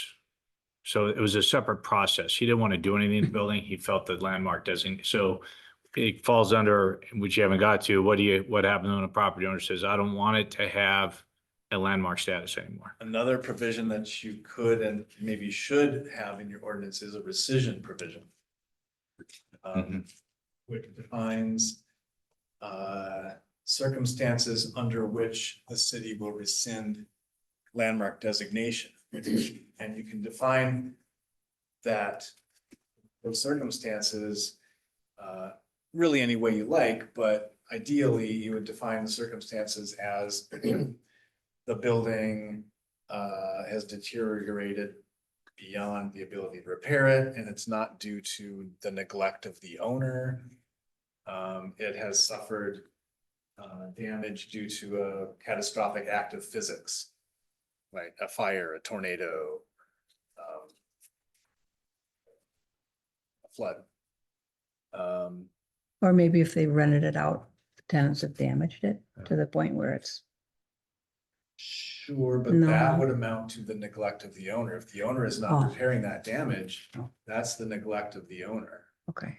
And that should not be, they should not be allowed to rescind landmark designation due to the neglect of the owner. That's So it interesting. might be beneficial Yeah. to add a Yeah. rescission provision. That way, if that owner feels like they can't sell it, the rescission provision can require demonstration that they can't own it, require documentation. So listing the property for sale, offers that they've gotten on the property, things like that. In order to rescind the property, you can require that kind of documentation. So you don't have to just take the owner's word for it. I can't sell it because it's a landmark. Right. If you had a rescission provision like that, that would not be good enough. They would have to demonstrate efforts to sell it, things like that. So, They'd have to have proof is what you're saying. right. And you can rescind a designation if they demonstrate, if they document that they can't sell it. Yeah. So this particular case was under paragraph 10 where he was trying to sell the property and it had been listed for quite a while, year and a half. I think the listing price was reasonable. It was just, but he felt that some were concerned about it, so he came in and asked. I'm talking about the Club Tavern, which Which some should some be delisted anyways. was Yeah, altered. yeah, Yeah. it had been altered well Yeah. beyond the original structure anyway. That did weigh into, I think, some personal considerations. So that's the process he followed was the sale because it had already been listed. Okay. What about a rescission process for where there's no sale involved? That's the only rescission process we have is if you're trying to sell it Mhm. and you feel it. But what if I just buy a property and I don't want to have it landmarked anymore? We don't have a process for that. Is that something we need or is that something, okay, so I would just want to clarify that. Yeah. Just because the current owner doesn't Like want it to be a anymore. landmark, Yeah. that's no reason for the city to rescind that designation. Right. And stop protecting that building. Okay. That person is gonna be the owner for a limited time, and there's gonna be another owner, Yes. right? And that property is gonna continue on. Okay. Um, That 6-month thing, it's paragraph 5. It's in paragraph 5, page 38. B 5, last sentence. So it's on page 38. It's at the top. Interesting. That's, I'll take a look at that. Yeah, And that may be something that, like I said, may need to be changed in order to keep your CLG certification. If, would something like going to the city council, would that meet their criteria, since apparently I just punked this out and would that meet their in other words, you don't get it automatically 6 months, but it gets basically going to an appeals process too, because we haven't come to it 6 months, we haven't come to a consensus with the property Even if owner. you haven't made a decision on that alteration.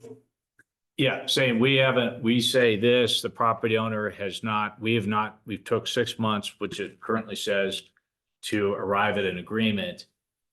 Right, instead of automatically giving them the permit, instead, we now automatically go into a appeals process where we have not approved it, so now it goes to the city council and we present, the property owner presents. And would that meet the CLG requirement?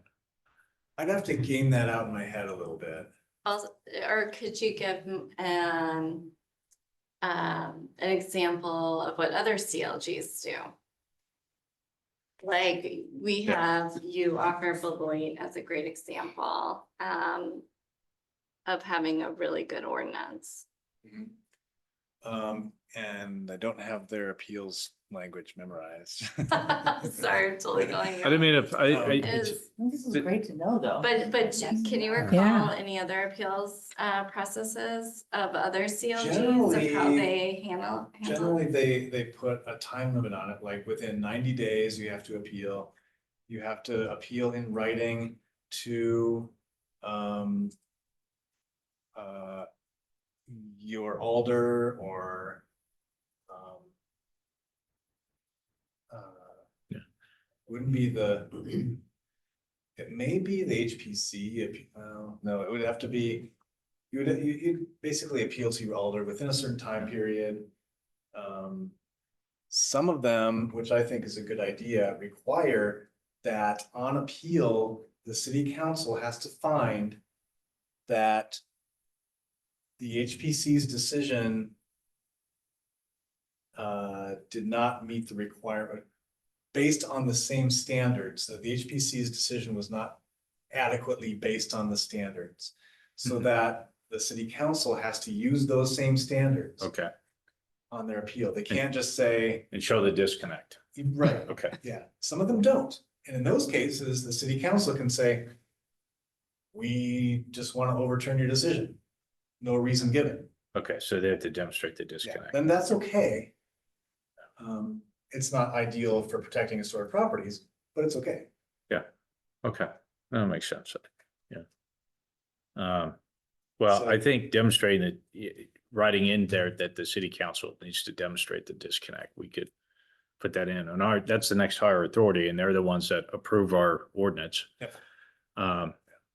And they're the ones that would, if the property owner wants to go to court, city council's one's gonna have to Yep. put the lawyer and Right. suck exactly. that So up, if find they the money appeal to for the it. Council. Okay.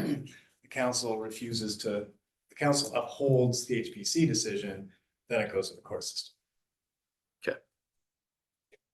Alder Jackson has his hand up. Sorry, thanks. oh, Alder Jackson has a question. Oh, yes, Alder Jackson. Yes, I just wanted to say I support my fellow colleagues on the commission, and definitely, John, I appreciate definitely speaking up and digging out. I support everything you said. Jason, with that said, while we're working on our ordinance, if you can give us guidance that we can get in compliance with our ordinance, that we would be in alignment with the requirements of what you have, the criteria and everything, what you have addressed and have taught us in training tonight, that we don't get so much of a kickback.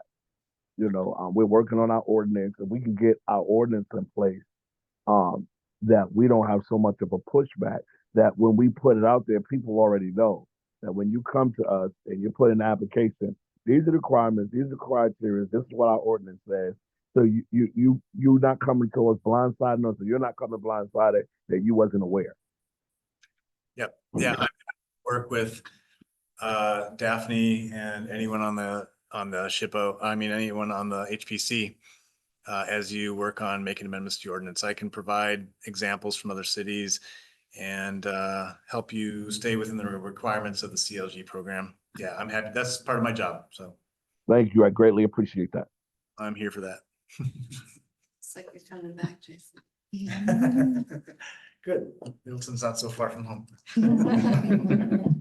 Okay, anything else about the appeals or anything that we got rabbit hole on? And the final thing is penalties. You have sufficient penalties for not complying with the HPC and the ordinance. If you, excuse me, if you don't have penalties, all of this is moot and people can violate the standards and disobey the HPC without any penalties, and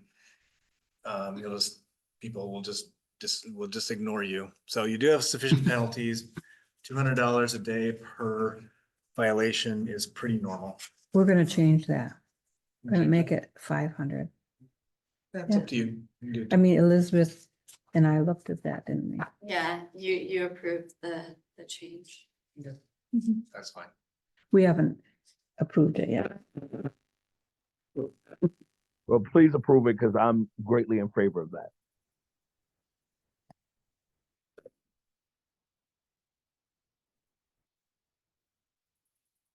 To go through common missteps because you guys seem to be doing everything pretty well. We got that covered. When it comes to missteps, we You got all your missteps covered. we excel in that area. No, I'm kidding.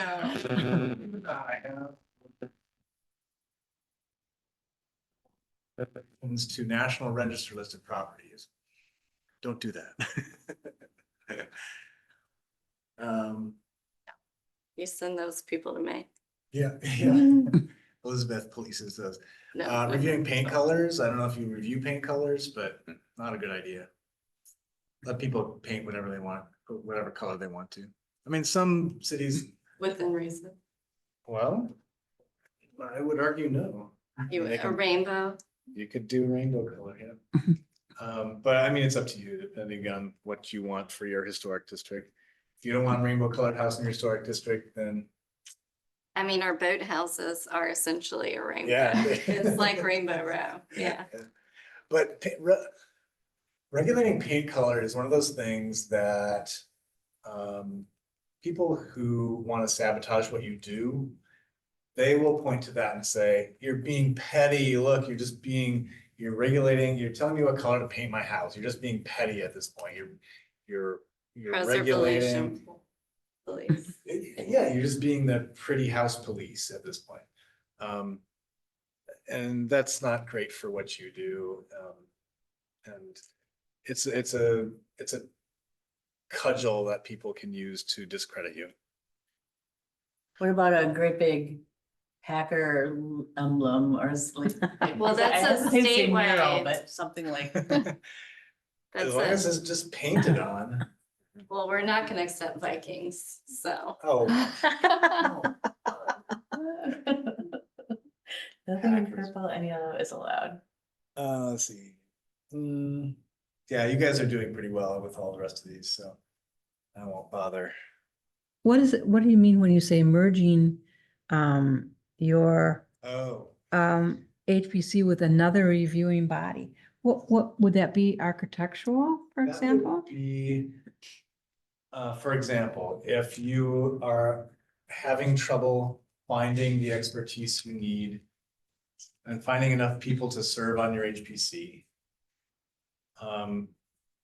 I have approved in rare cases, a CLG letting their plan commission serve as their HPC. So if your and in cases where I've approved this, the plan commission does have the expertise to review proposed alterations. Some cities have done this without getting permission, some CLGs where that's, if you're a CLG, you have to get approval for this. And some CLGs have done it without talking to me without getting approval. And that's not a great thing to do, but in cases like that, I have approved letting another commission serve as the HPC, as long as they have the expertise that they need to review proposals. And as long as they have separate meetings, they're not doing it in plan commission meeting. They're adjourning plan commission, then they're going into the HPC meeting. Same people, but a different meeting. That's okay in rare cases, but generally it's not ideal. I have a question about the policing aspect of penalties. Yeah, Like, say I'm driving down the street and I see an alteration to a house.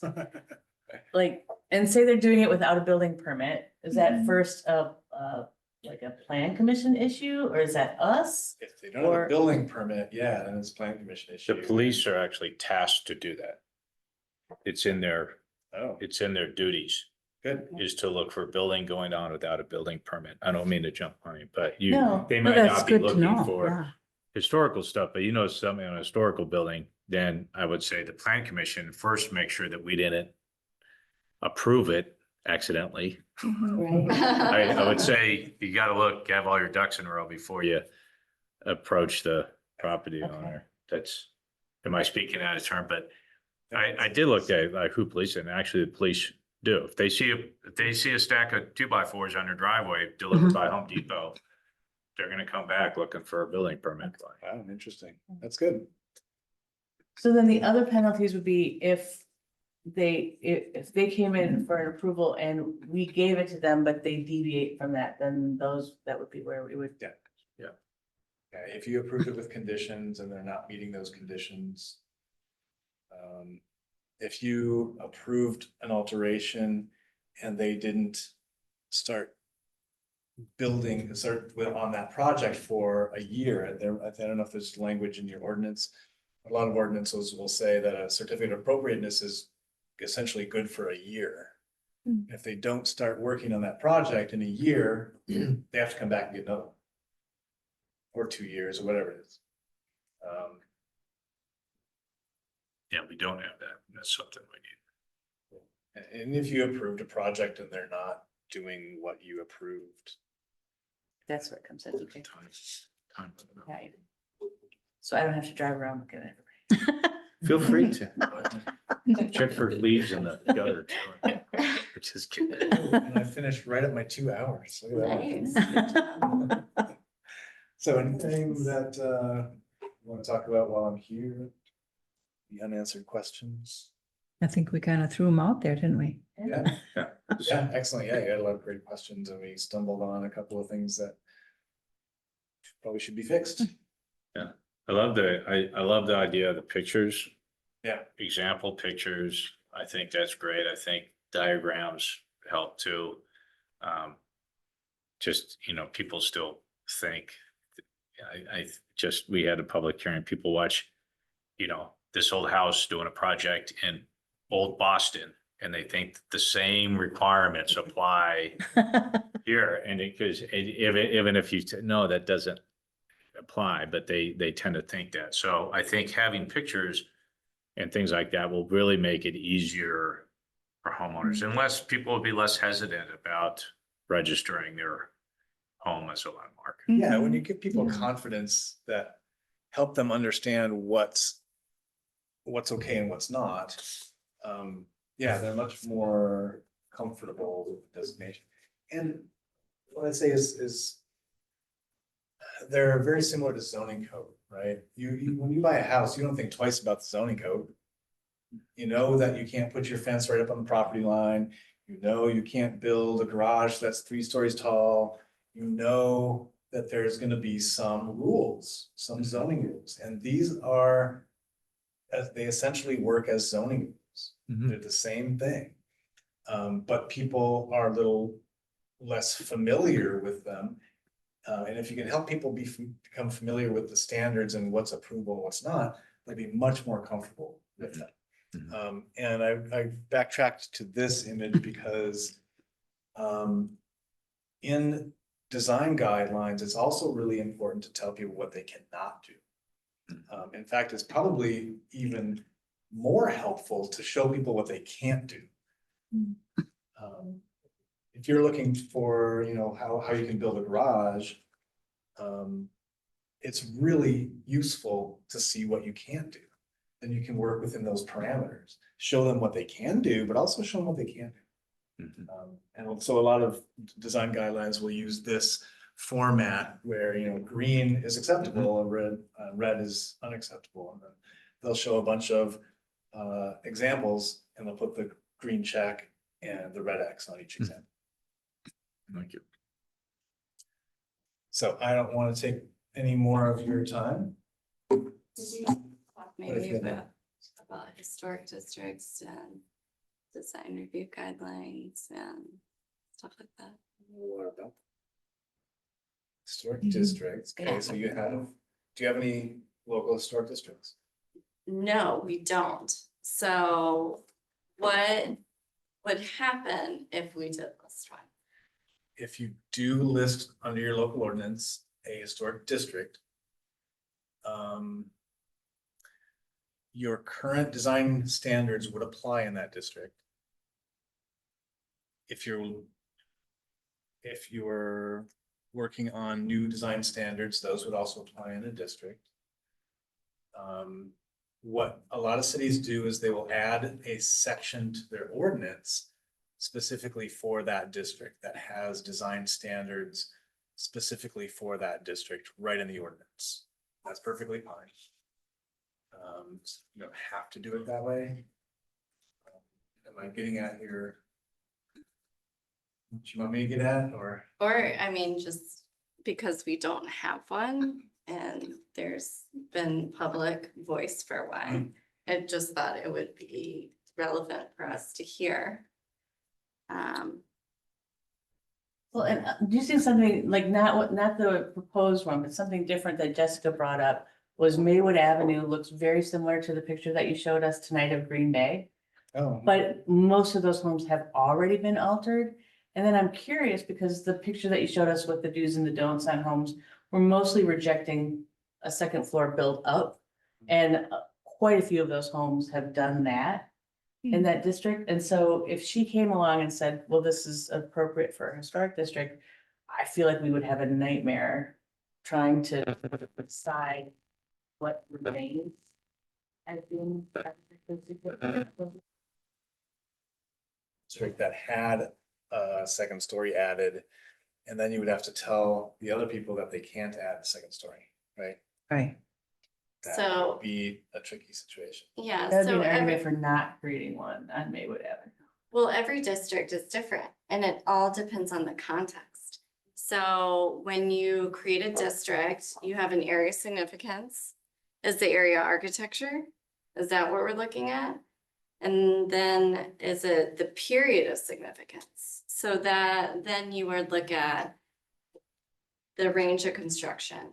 It would, period of significance would start with the first contributor within the defined district boundaries of that first build out of that house. And it could extend. And it could extend to when the last house that's contributing to the district was constructed, or it could be a significant addition within that. So it really, you have that range there. So some of those second story additions could be within the period of significance. And then each house you're looking at individually as a contributor, non-contributor. So if they have a second story addition that's on the primary facade, like Jason was showing earlier, that was on the rear facade, right? Rear facade, you can't really see it from the street, but if it's on the primary facade, a 1 story to 2 story, then that would be a significant alteration. But you are also looking at those districts cohesively. What is the general character of that and when those alterations occurred? So each historic district is its own situation. And it's just all about crafting what that argument is for creating that district and defining those parameters. This is why it's important to have a nomination form. When somebody's nominating a district, and you guys can nominate a district yourselves, from within the HPC. It's important to define. It's important to make the argument for which criteria it's important under, but also defining that period of significance. And here's why it's important to define that period of significance, because if there is an outlier, a 1980s, 1990s building in that district that's kind of an intrusion, you're not going to want to apply the same standards to that building. What most cities do is apply. They apply the standards much more lightly, or not even at all. And that building still has to get a certificate of appropriateness because it's in a district. So you have to follow the legal loopholes. But the HPC will review those alterations to that building based on whether the alterations would make it more of an intrusion, whether it would be, become a bigger building or a uglier building. Not ugly, because that's not a criteria. But basically, you're going to want that Obnoxious? building to not become more of an intrusion in that district. You're not going to apply the same standards because they're not going to apply well to the newer building.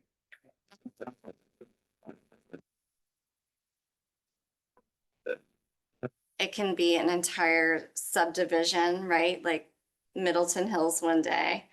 Or it could be a block, an entire block.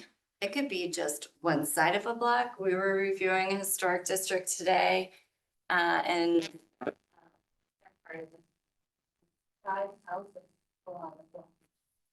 and then it jumps across the street to a park, and then it jumps across another street to a significant house.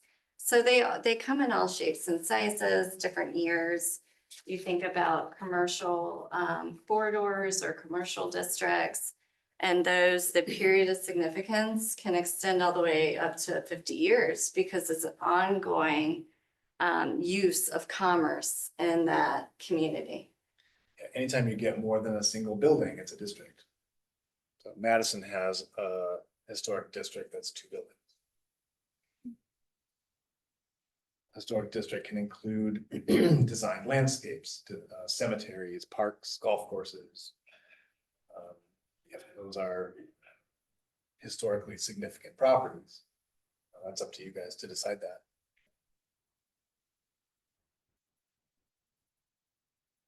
Yes. Thank you. Very Yeah, welcome. thanks. It's awesome. Good. Really, very helpful. Good, and stay in touch when you're looking at amending your ordinance. I'm happy to confer about those things too. That'd be great. Yeah. Maybe you can get back to us on that 5. Yes. Oh, did you already I leave? will aim that out in my Gets that head in- and get you some You feedback. know, on that. join us. You have to adjourn So it, Jeff. if you- Drop Jeff has to. No, you. Oh, he left? Oh, okay. We Meeting's, lost adj- them. the meeting Yeah. is adjourned. Okay. Super. Where did he go?